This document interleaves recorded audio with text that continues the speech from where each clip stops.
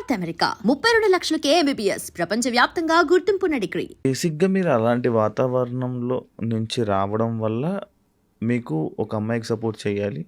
అంటే ఇలా చాలామంది అమ్మాయిల జీవితాలు ఇలా ఉన్నాయి. హ్మ్. చాలామంది అమ్మాయిలు బయటికి ఇప్పుడు ఎంతో అంటే పితృస్వామ్య వ్యవస్థ అనేది ఏం చేస్తుందంటే బేసిక్‌గా పురుషాధిక్యంలో డిజైన్ చేయబడ్డ సొసైటీ ఇది. So extremely emotionally intelligent parents, అంటే ప్రేమని అర్థం చేసుకున్న తల్లి తండ్రి ఉన్న కుటుంబాల్లో మాత్రమే ఆడపిల్లలు సంతోషంగా ఉన్నారు. అది ఓన్లీ ఎక్స్ట్రీమ్లీ రిచ్ కమ్యూనిటీస్లో, అది కూడా అందరు కూడా కాదు. బట్ మన ఇండియా ఏంటి, ఇండియా కాదు ప్రపంచం మొత్తం ఇలాగే ఉంది. రిచ్ క్రౌడ్ తక్కువ, పూర్ క్రౌడ్ ఎక్కువ, మిడిల్ క్లాస్ ఎక్కువ. సో ఎకనామికల్ ఇష్యూస్ ఉన్న ప్రతి దగ్గర ఎక్స్‌ప్లాయిటేషన్ ఉంటుంది. So larger crowd of women are going through depression. So నా వాల్యూ ఏంటో నాకు తెలియకుండా నేను పెరుగుతున్నట్టు చాలామంది అమ్మాయిలు, చాలామంది కాదు, ఎక్స్ట్రీమ్లీ ఎక్కువ population, more than 50% of population అనే చెప్తాను నేను. మీరు ఇలా మాట్లాడడం స్టార్ట్ చేశాక ఏదైనా ఎవరైనా అమ్మాయిలు మిమ్మల్ని కాంటాక్ట్ అయ్యారా? చాలామంది అవుతారు, రెగ్యులర్ బేసిస్లో అవుతారు. వీళ్ళ టైం బట్టి మ్యాక్సిమం రిప్లైలు ఇస్తా, అందరితో మాట్లాడతారు. ఓకే, ఈ జనరేషన్లో పెళ్లి చేసుకోవడం తప్పు అంటారా? తప్పంటే ఇట్స్ అ ప్రివిలేజ్. ఓకే, పెళ్లి చేసుకోవడం అనేది ప్రివిలేజ్. ఇప్పుడు నన్ను అడిగితే మనం అందరం యుద్ధంలో ఉన్నాం, సైకలాజికల్ యుద్ధంలో ఉన్నాం. ఇప్పుడు మనం ఏం చేయొచ్చు అంటే తరతరాలు వరల్డ్ వార్ అయిన తర్వాత, ఇండిపెండెన్స్, మనకి ఇండియా ఇండిపెండెన్స్ వార్ యుద్ధాలు అయిన తర్వాత ఏంటంటే మనం అంతా ట్రామాకు గురాం. అంటే ఫర్ ఎగ్జాంపుల్ మనం పరిగెడుతుంటే పెద్ద దెబ్బై కాలు ఫ్రాక్చర్ అయిపోయింది అనుకోండి, ఆ కాలు ఫ్రాక్చర్ అయిపోయేదాకా మనం ఏం చేస్తాం, బెడ్ రెస్ట్ తీసుకొని దాని మీద ఫోకస్ చేస్తాం. దాని మీద ఫోకస్ చేస్తే దగ్గుతుంది. లేదు నువ్వు పట్టేసేసిన నువ్వు ఉరుకు అంటే ఉరకలేం మనం. దానివల్ల దెబ్బలు ఇంకా పెరుగుతుంది, ఇన్ఫెక్షన్ అవుతుంది, కాలు తీసేదాకా వస్తుంది. సో వార్ వల్ల ఏమవుతుందంటే మన తాతలు, ఇప్పుడు మా తాత ఫ్రీడమ్ ఫైటర్ ఉండే, ఫ్రీడమ్ మూమెంట్లో మా తాతయ్య పార్టిసిపేట్ చేశారు. బ్రిటిష్ వాళ్ళ చేతిలోనే చనిపోయారు మా తాతయ్య కూడా. ఎమ్మెల్యే ఉండే, ఫ్రీడమ్ వచ్చిన తర్వాత ఆ టైంలో హీ గాట్ కిల్డ్. సో ఇట్లాంటి టైంలో ఏమవుతుందంటే మన తాతల జనరేషన్ వాళ్ళందరూ ఇమోషనల్ ట్రామాకి గురయ్యారు. అంటే ఫుడ్ ఎక్స్‌ప్లాయిటేషన్, చంపేడాలు, భయంలో బ్రతికారు. ఇప్పుడు గాజా వార్ చూస్తున్నారు కదా, భయంలో ఉన్నారు. ఈ గాజాలో ఎవరైనా మిగిలారు అనుకోండి, వాళ్ళ నెక్స్ట్ తరాలు అందరూ కూడా మన డిఎన్ఏలో 7 తరాల మెమరీ స్టోర్ అయిపోయి ఉంటుంది. తెలుసా మీకు? తెలియదు. మనకి డిఎన్ఏ మనకి ఇప్పుడు సరే పెళ్లి చేయాలంటే 7 తరాల టు 7 తరాలు ఎందుకంటారు నాకు తెలియదు.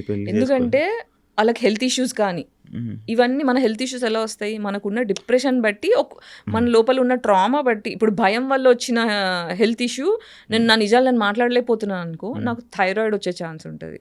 నాకు సపోర్ట్ సిస్టమ్ దొరకట్లేదు అనుకో, నాకు లోవర్ బ్యాక్ పెయిన్ వస్తుంది, ఫైనాన్షియల్గా డబ్బులు లేకపోవడం వల్ల. అట్లుంటే సెక్షువల్ ట్రామా ఉందనుకోండి, రేపులు ఎక్కువ జరగడం, ఇవన్నీ జరిగితే అంటే ఇట్లా లోవర్ బ్యాక్ టెయిల్ బోన్ దగ్గర పెయిన్ రావడం అలా వస్తుంది. ప్రేమ సరిగ్గా దొరకట్లేదు అనుకో, నేను ఎవరిని ప్రేమించలేకపోయే ధైర్యం చేయలేకపోతున్నాను అనుకో, హార్ట్లో పెయిన్ వస్తుంది. ఎక్కడ తెలుసుకున్నారు ఇవన్నీ చదువుకున్నాను. ఇంత నాలెడ్జ్. సో దీనంటే దీస్ డిసీజెస్ మనకున్న డిసీజెస్ అన్నీ కూడా ఇమోషనల్ బ్యాగేజెస్ వల్ల వచ్చేవన్నమాట. సో మన తాత ముత్తాతల జనరేషన్ వాళ్ళందరికీ ఇలా డిఎన్ఏలో కూర్చుండిపోయాయి. అందుకే ఒక్కొక్కరికి ఒక్కొక్కలాంటి డిసీజెస్ వస్తుంటాయి. సో ఇప్పుడు ఏంటంటే మెంటల్ ట్రామా వల్ల ఫిజికల్ డిసీజెస్ వస్తున్నాయి. ఒకరినొకరు అర్థం చేసుకోలేని, ఇప్పుడు మొగోళ్ళు చంపేస్తున్నారు, క్రిమినల్స్ అవుతున్నారు, ఆడోళ్ళు క్రిమినల్స్ అవుతున్నారు. ఫస్ట్ మనం క్రైమ్ ఆపాలి అంటే నేను ఎందుకు రాక్షసుడిలా తయారవుతున్నా, నేను ఎందుకు రాక్షసిలా తయారవుతున్నా, why am I becoming man hater, why am I becoming women hater అని పాజ్ అయిపోయి ఇంట్రోస్పెక్ట్ చేసుకొని మన జనరేషన్, అంటే మన డిఎన్లో కూర్చున్న 7 తరాల జనరేషన్ వల్ల వచ్చే ఇమోషనల్ మెమరీని హీల్ చేసుకోవాలి. అంటే ఏళ్ళు దెబ్బ తగిలింది, నేను ఇప్పుడు పరిగెత్తదలుచుకోలేదు, కాలికి దెబ్బ తగిలింది, నేను పరిగెత్తదలుచుకోలేదు, ఫస్ట్ కూర్చొని నేను ఫోకస్ చేసుకొని హీల్ చేసుకుంటా. తగ్గిన తర్వాత అప్పుడు నేను నడుస్తా, తర్వాత పరిగెడతా. సో ఇప్పుడు నాకు తెలిసి ఈ 7 తరాలలో నెక్స్ట్ 7 తరాలు మళ్ళీ బాగుపడాలంటే ఈ తరం వాళ్ళందరూ పాజ్ అయిపోయి, నాకేం, నా నెత్తిలో ఏం గుడిసిపోయింది, నా ఆరోగ్యం ఎందుకు ఇలా గుడిసింది, నేను ఎందుకు ఎవరితో ఫ్రెండ్షిప్ చేయట్లేదని ఆగి కాంటెంప్లేట్ చేసుకొని హీల్ అవుతే వచ్చే తరాల నుంచి పెళ్ళిళ్ళు విరగకుండా, ఫోర్స్ఫుల్గా ఉండకుండా, ప్రశాంతంగా హ్యాపీగా, అంటే ఒక పెళ్ళి చేసుకున్నాము అంటే డివోర్స్ తీసుకోవాలి అనే ఆలోచన రాకుండా ఉండాలి. నా మొగుడు అంటే నాకు ప్రాణం, నేను లాయల్గా ఉంటా అని అమ్మాయి అనుకోవాలి. నా పిల్లని లేకపోతే నేను ఉండలేను, నా పిల్లని తప్ప నన్ను ఎవరిని చూడను అనే అంత లాయల్గా మొగుడు ఉండాలి. అలాంటి రిలేషన్షిప్స్ మనకు రావాలంటే ఈ ట్రామా నుంచి బయటపడాలి. కానీ ఇప్పుడు అవి రావు కదా. ఇప్పుడు ఈ మధ్య కాలంలోని డివోర్స్ అంటే సింపుల్ అయిపోయింది. ప్రతి ఐసోలేట్ అవ్వాలి. నా గురించి నేను ఫోకస్ చేసుకొని నేను హీల్ అవ్వాలి అంటే రిలేషన్షిప్లో ఉండకూడదు. రిలేషన్షిప్లో ఏమవుతుందంటే రిలేషన్షిప్ వల్ల వచ్చే మేజర్ సైడ్ ఎఫెక్ట్ ఏంటంటే నాకన్నా నా పార్ట్నర్ మీద ఎక్కువ ఫోకస్ చేస్తా. వాళ్ళ బాగోగుల గురించి చూడడమే రిలేషన్షిప్ ఇవ్వడం. ఒకరికి మనం ఇవ్వాలి అంటే మన దగ్గర ఉండాలి. మనమే డిప్రెషన్లో ఉన్నామంటే డిప్రెషన్ నా దగ్గర ఏముంటే అదే ఇస్తాను నేను. ఇప్పుడు దగ్గర నన్ను ఫోన్ అడిగారు అనుకోండి, యాపిల్ ఫోన్ ఉంది, ఈ ఫోన్ ఇస్తా. నా దగ్గర నోకియా 1100 ఫోన్ ఉంటే అదే ఇస్తా. ప్రేమ కూడా అంతే. నేను ప్రేమ అనేది పరిచయం కాలేదనుకో నేను అబ్యూస్ ఇస్తా. కాబట్టి మనం అబ్యూస్ అనేది మనకు జరిగింది, మన పేరెంట్స్ని మనం ఫర్గివ్ చేయాలి, యాన్సిస్టర్స్ని ఫర్గివ్ చేయాలి. ఎందుకంటే వాళ్ళు ట్రామాకి గురయ్యారు కాబట్టి ఆ భయం కొద్దీ వాళ్ళు కోపాన్ని మన మీద రుద్దారు. అందులోంచి నేను బయటికి వచ్చి ఫర్దర్గా నా పిల్లానికి కానీ మొగుడికి కానీ పిల్లలకు కానీ పాస్ చేయను అని హీల్ అవ్వాలి. So it's a pause that is happening which is good.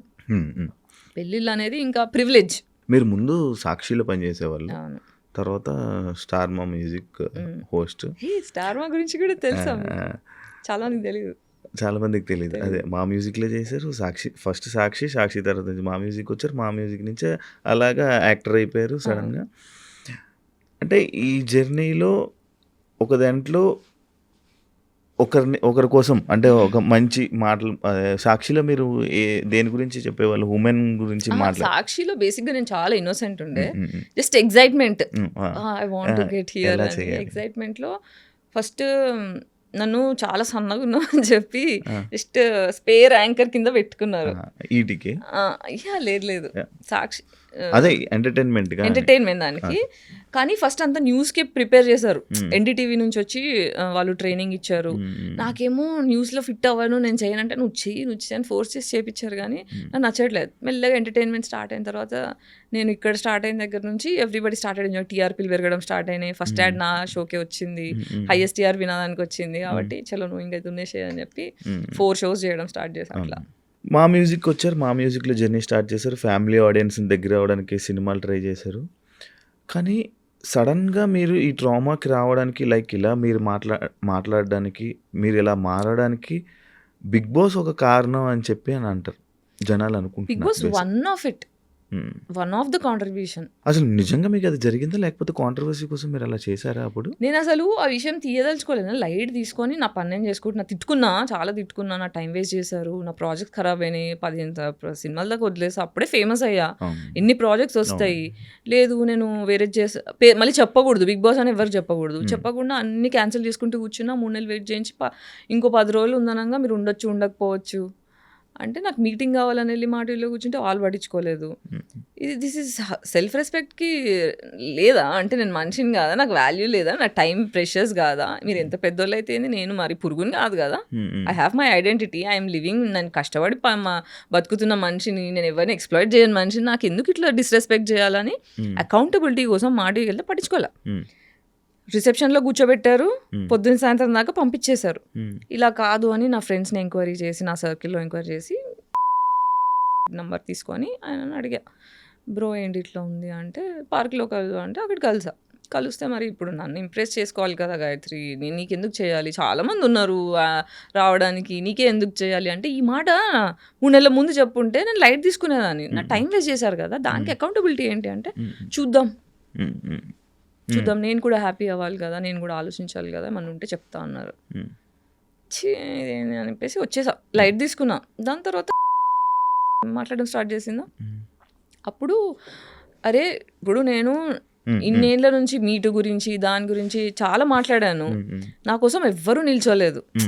It was all alone fight. అంటే ఇప్పుడు శ్రీరెడ్డి మాట్లాడినప్పుడు చాలా మంది మహిళా మండలి సంఘాలు వెళ్ళి శ్రీరెడ్డికి సపోర్ట్ చేశారు, జూనియర్ ఆర్టిస్టులు వెళ్ళి సపోర్ట్ చేశారు, చాలా చేశారు. కానీ నా వాయిస్కి ఒక్కరు కూడా రెస్పాండ్ కాలే. సో వెళ్ళి టీవీ ఛానల్ TV5లో చూసాను నేను. తను వెళ్ళి తనతో ఏమేమి జరిగిందో ఎగ్జాక్ట్లీ అదే జరిగింది నాకు. సో నేను అనుకున్నా, అరే నాకు ఎవరు నిల్చోలేదని నేను బాధపడ్డా, ఇప్పుడు ఈ అమ్మాయి ఒక్క స్ట్రగుల్ అవుతుంది, ఎవరు నిల్చోపోతే ఎలా అని చెప్పి చాలా సోషల్ రెస్పాన్సిబిలిటీతో ఫెమినిస్ట్గా వెళ్ళి I also went through the same thing. Let me know what I can, అంటే నేను ఎలా హెల్ప్ అవ్వగలుగుతానో చెప్పు, I will be there for you. అసలు don't hesitate to contact me అని చెప్పా. తర్వాత కేసు పెడదాం అనుకుంటున్నా, ఏమంటావు అంటే okay if it is worth it let's do this అని చెప్పి లాయర్ని మాట్లాడుకొని ఇంకొక ప్రొడ్యూసర్ నా సపోర్ట్ చేస్తా అని చెప్పి మొత్తం తప్పుదారి పట్టించారు. మధ్యలో నాకు అర్థమైంది ఏంటంటే అందరూ గేమ్ ఆడుతున్నారు. హ్మ్. హ్మ్. హ్మ్. అటు ఆ గేమ్ ఆడుతున్నారు, ఇటు గేమ్ ఆడుతున్నారు. మధ్యలో నేను ఒక ఎర్రి పుష్పమైనా అని నాకు అర్థమైంది. కానీ బేసిక్‌గా అది జరిగిన తర్వాత ఆ సిట్యుయేషన్ అయిన తర్వాత ఒక 3 మంత్స్, 4 మంత్స్ అది అయిపోయిన తర్వాత లైక్ ఓకే. ఇదొకటి జరిగింది. ఇదొక సిట్యుయేషన్ జరిగిందని చెప్పి పక్కన పెట్టి మీ కెరియర్‌ని బిల్డ్ చేసుకొని ఉండుంటే మంచి ప్లేస్‌లో ఉండేవాళ్ళేమో అని అనుకున్న